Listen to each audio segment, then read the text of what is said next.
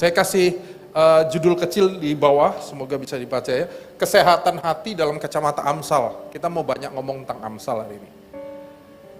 Oke, saya perenungannya tuh dari sini, dari banyaknya orang yang sangat familiar, kita nih semua familiar dengan kata self-healing. Healing itu udah hampir sama dengan kata holiday hari ini. Apa-apa healing. Atau self-love. Kita harus bisa mengasihi diri kita sendiri. Sayang sama diri dulu. Ya. Menurut saya oke-oke saja dengan kata healing, dengan kata love. Masalahnya bukan di love, di healingnya. Masalahnya di self-nya. Kenapa? Karena yang membuat rancu itu adalah self-nya. Ya saudara. Yang membuat miss itu seringkali yang udah misdirection tuh self-nya. Apalagi kalau kita ngomong self, soal hati, sering kita mendapati bahwa orang menyederhanakannya. Oh, kalau healing pasti karena kantormu toksik. Nanti healing lah 2-3 hari beres. Percaya deh saudara, pulang habis healing-healingan itu kembali ke situasi yang sama. Hatinya, suasananya sama. Saat kita berbicara tentang hati, maka kita berbicara mengenai sesuatu yang kompleks. Saya kasih itu ya, itu gambar apa sih? Labirin itu. Kompleks banget hati kita. Kita pikir sudah mentok, tapi ada belokannya. Kita pikir sudah ngerti hati, ternyata ada sesuatu. Terus mencari sampai ke pusatnya itu. Nah, pertanyaannya apa yang menjadi pusatnya kan? Untuk itu hari ini kita mau sedikit menyelami hati kita. Jadi yang pertama, teman-teman perlu menjaga kesehatan hati. Perlu. Yuk baca sama-sama Amsal 18 ayat 14 itu. 1, 2, 3. Orang yang bersemangat dapat menanggung penderitaannya. Tapi siapa yang akan memulihkan semangat yang patah? Itu pertanyaan. A person's spirit sustain him through sickness. Kata penderitaan itu ternyata sakit penyakit. But who can bear a crushed spirit? Saya pakai terjemahan spirit dalam bahasa Ibrani pakai kata ruah. Ruah bukan hanya roh. Roh itu dalam pengertian itu manusia batinnya, inner life. Bukan hati tempatnya pankreas, bukan itu ya. Ya. Tapi seluruh keberadaan manusia itu loh. Itu hati, inner life, manusia batinnya. Bahasanya Paulus untuk manusia di dalam itu manusia batinnya. Manusia roh, terjemahan kita hari ini. Ya enggak? Ini yang menarik untuk saya, kenapa? Ayat tadi bilang, ya saudara, kadang-kadang di luarnya bisa sangat bersemangat, tapi dalamnya enggak. Di luar kita rame, tapi di dalam merasakan kesepian. Tapi bahkan kalau orang di dalamnya sehat, di luarnya seperti apa? Dia stabil, dia firm, dia secure.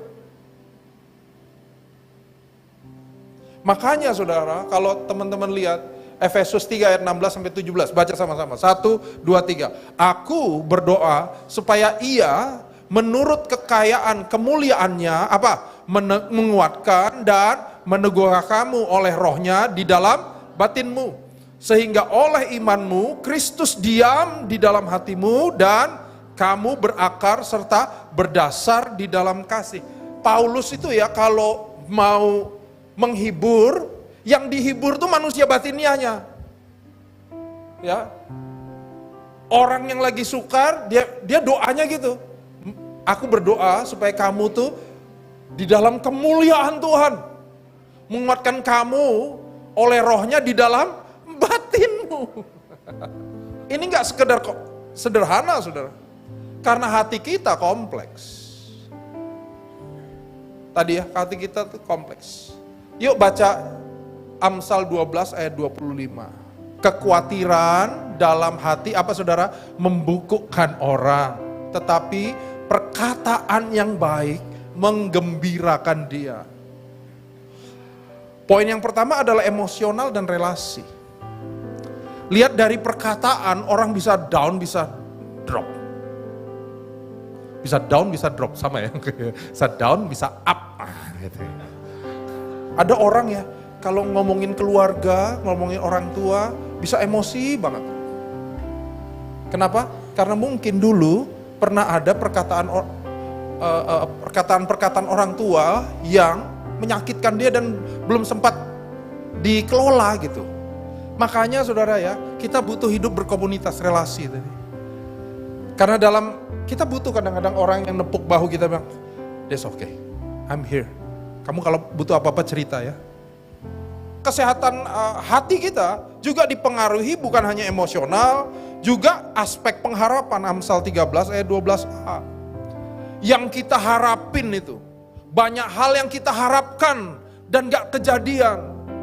Dan harapan-harapan kita seringkali adalah harapan-harapan yang kosong, ya gak? Mungkin harapan kita selama ini bukan sama Tuhan, sama yang lain yang kelihatan. Mungkin sama harta, kedudukan, karir.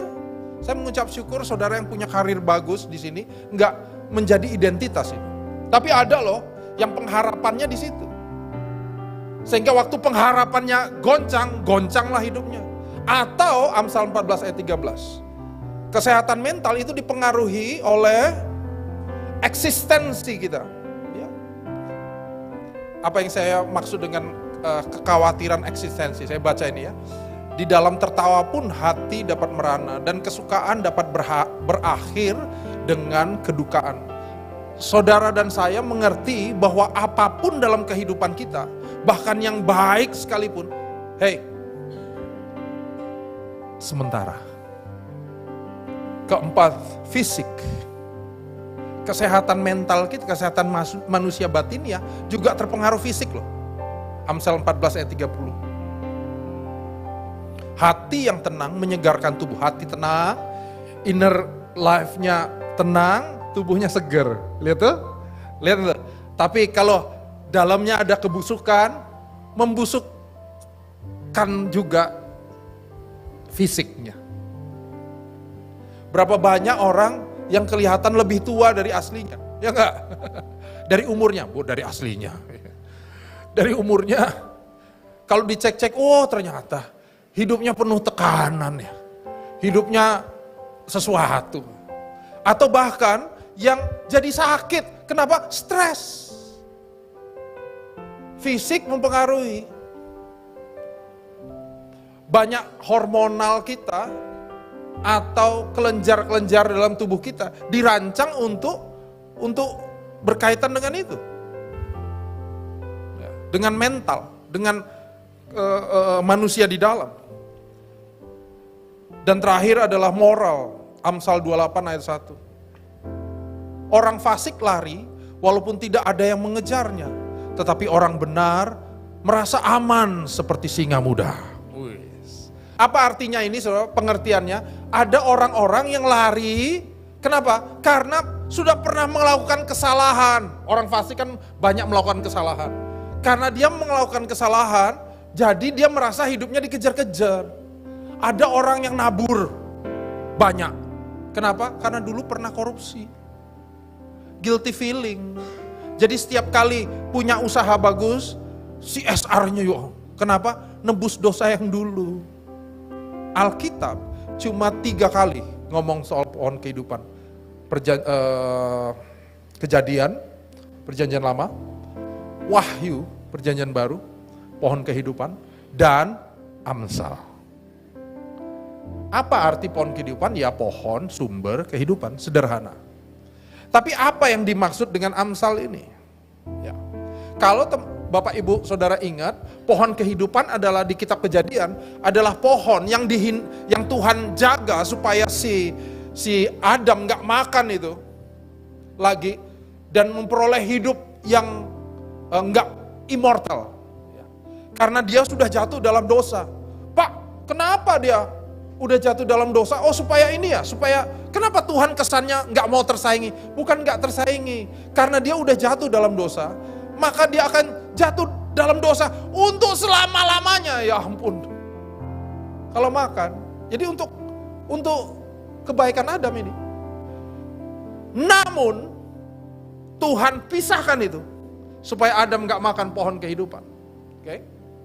Pohon kehidupan adalah penggambaran kehidupan kekal yang harusnya kita miliki, tapi hilang karena dosa.